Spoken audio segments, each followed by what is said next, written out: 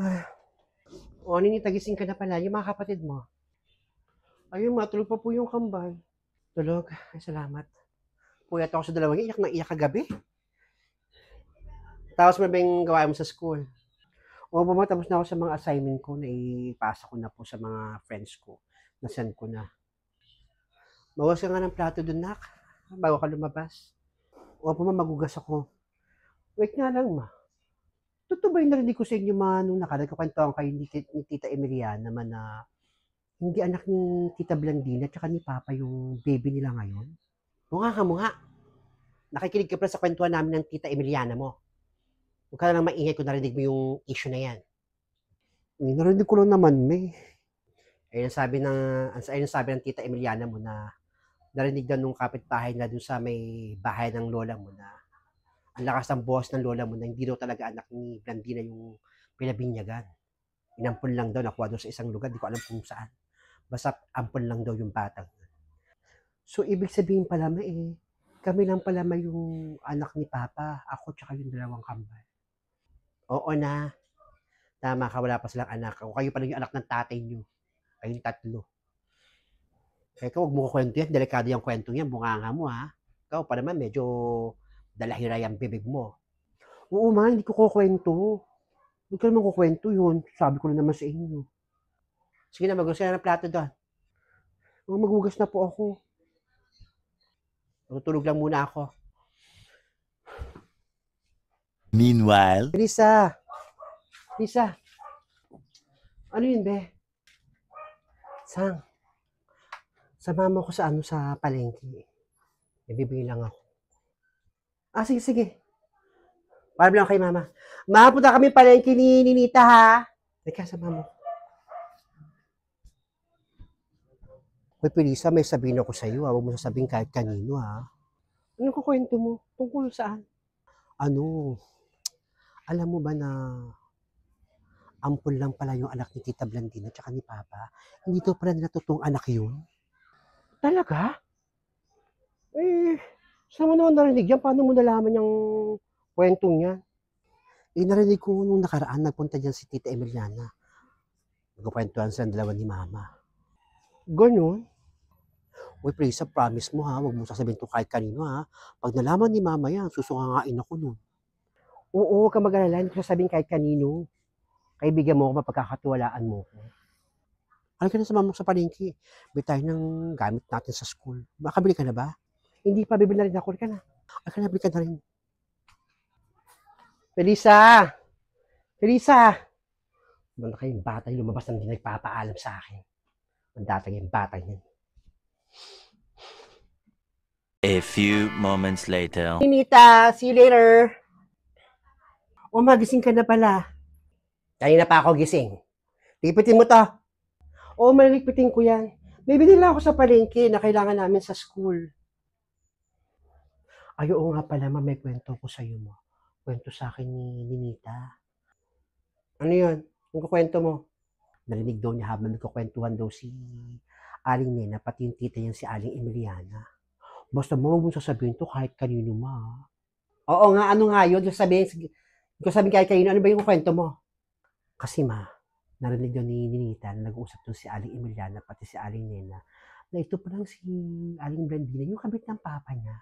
Hindi pala totoong anak yung pinapinyagan ng nakaraan. Ampun lang daw yun. Parang kinuha lang daw sa ampunan yun. Talaga? Basta mo, huwag mo sasabihin ha. Oo, huwag ka mag-alala kung sabihin kahit kanino. Hindi mo na kinukwento sa akin ni Nena. Timpla mo nga muna ako doon ng kape. Bisa mo. O sige, timpla ko muna kayo ng kape. Basta mo, promise mo.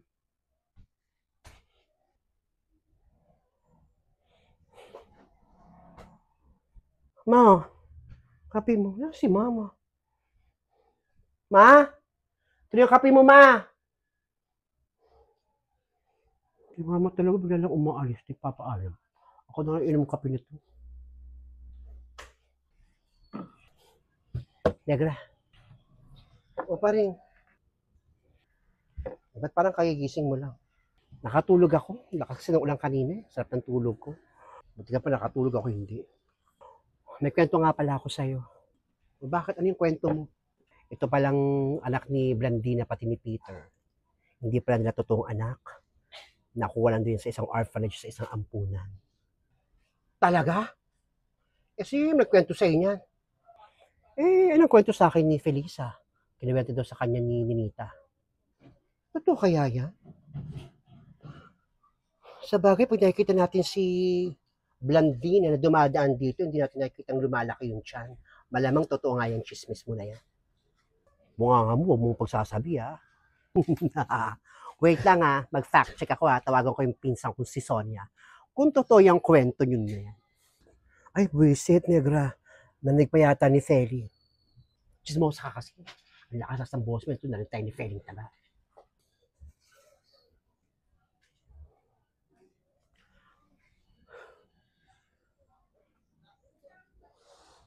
Sonia, answer the phone, please. Sonia, answer the phone.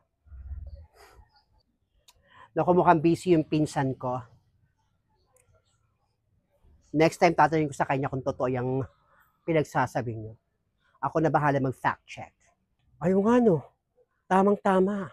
Pinsan mo nga pala si Sonia na doon nagtatrabaho kila Blandina. Mag-fact check ka nga, malay mo lang fake news to. O basta, tayo na nakakalam nito ha. Kaya yung bunganga mo, Feli, Negra, tikom-tikom yan. Diyan na muna kahit magkakape pa ako. Patipla ako ng kape kay Felisa. Ngangabo nyo ha, tigil nyo yan, tikom nyo yan. Sige na muna kayo doon. Sige, diyan na muna kayo. Totoo kaya yun? Hindi ako mapakali. Umasa ka nang galing, ma. Diyan ako sa labas. Baka naman kinuwento nyo yun dun sa labas, ha? Okay, Negra ko lang sinabi. Ano ba naman yan, ma? Ba't kinuwento nyo kay Aling Negra, ma? Ano ba naman to si mama? Ang bibig nito, eh. Kung paano ba pagkakatiwalaan mo, bukang mag-alala. Hindi malalaman ni Nena yun. Asan yung kape ko? Inom ko na yung kape nyo, yung kalahati lumamig na. Init mo ulit. Sige na. Si mama naman, napakaano eh.